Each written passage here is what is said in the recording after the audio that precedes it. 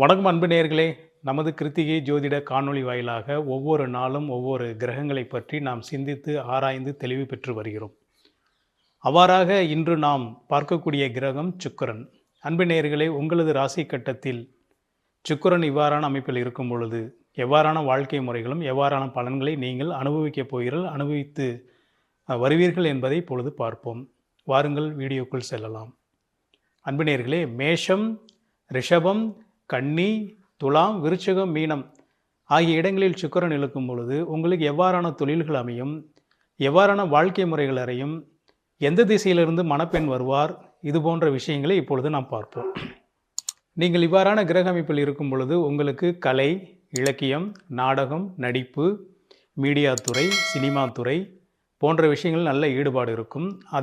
அது மட்டுமில்லாமல் வணிகம், அதாவது பணம், பொருளாதாரம், பேங்க்கு, கடன் கொடுப்பது, ஆடிட்டிங் பண்ணுவது, இந்த நிதி சார்ந்து இருக்கக்கூடிய அனைத்து பணிகளும் இந்த சுக்கிரனால் உங்களுக்கு கிடைக்கப்பெறும். அதேபோல் எந்த திசையிலிருந்து உங்களுக்கு பெண் வரும்? இப்பொழுது மீனராசியில் உங்களுக்கு சுக்கிரன் இருக்கும் பொழுது வடக்கு திசையிலிருந்து பெண் வரும். நீங்கள் இருக்கும் வீடு எந்த திசையோ அந்த திசைக்கு மற்ற திசையான வடக்கு திசையிலிருந்து உங்களுக்கு பெண் வரும்.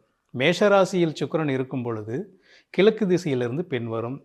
அதில் மிக முக்கியமாக உறவுக்காரங்களாக இருக்கக்கூடிய அமைப்பும் இந்த மேஷராசிக்கு உண்டு. அடுத்து ரிஷபராசியில் உங்களுக்கு சுக்கிரன் இருக்குது என்றால் தெற்கு திசையிலிருந்து பெண் வரும். அடுத்தது கன்னிராசியில் உங்களுக்கு சுக்கிரன் இருக்கிறது என்றால் உங்களுக்கும் தெற்கு திசையிலிருந்து தான் பெண் வரும்.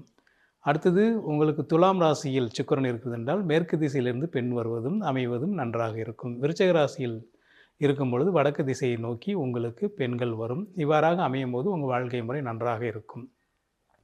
இது நார்மலாக சுக்கிரன் இங்கே இருக்கும் இடத்தை வைத்து பலன். இதுபோல் இல்லாமல் சுக்கிரன் வக்ரமாக உள்ளார், வா என்று எழுதியிருப்பார்கள் உங்கள் ராசி கட்டத்தில். அல்லது பரிவர்த்தனையாகி உள்ளார்.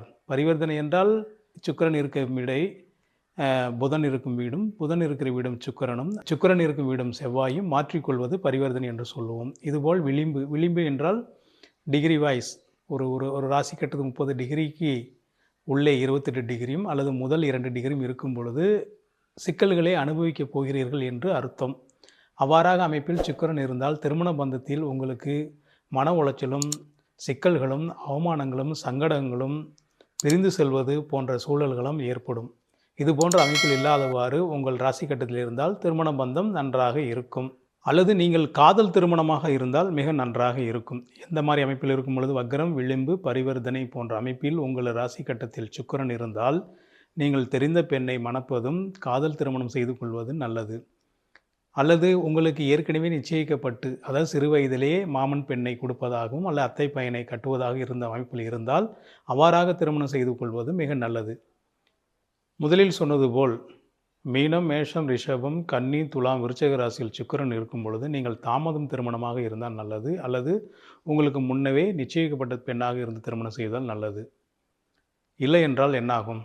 அவர்களோட எதிர்பார்ப்புகளை உங்களால் பூர்த்தி செய்து கொடுக்க முடியாத சூழல் உண்டாகும். அதனால் கருத்து வேறுபாடு உண்டாகும். அதனால் மன உளைச்சல் உண்டாகும். அதனால் திருமணத்தில் உறவுகளில் சிக்கல் ஏற்படும்.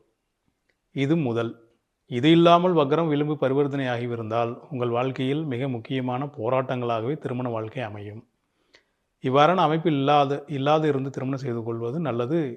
அல்லது இது போன்ற அமைப்பில் இருக்கும் பொழுது விழிப்புணர்வோடு தெளிவுணர்வு செய்து கொள்வது நல்லது.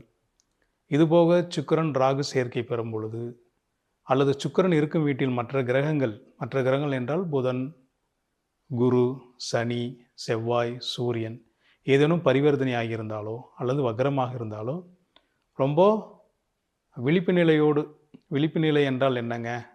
நம்ம என்ன போய் மயங்க கீழே விழ போகிறோம் அப்படி இல்லைங்க. இவ்வாறான அமைப்பில் இருக்கும்போது நிச்சயமாக உங்களுக்கு பிரச்சனைகள் திருமண பந்தத்தில் ஏற்படும் என்பது தான். அதை புரிந்து கொண்டு விழிப்பாக செயல்பட நாங்கள் சொல்லும் அறிவுரைகளும் கூட. அன்பு நண்பர்களே, சுக்கிரன் இவ்வாறான அமைப்பில் இருக்கும் பொழுது உங்கள் திருமண வாழ்க்கையும் உங்கள் தொழில் எப்படி இருக்கும் என்பதை இதுவரை நாம் பார்த்து வந்தோம்.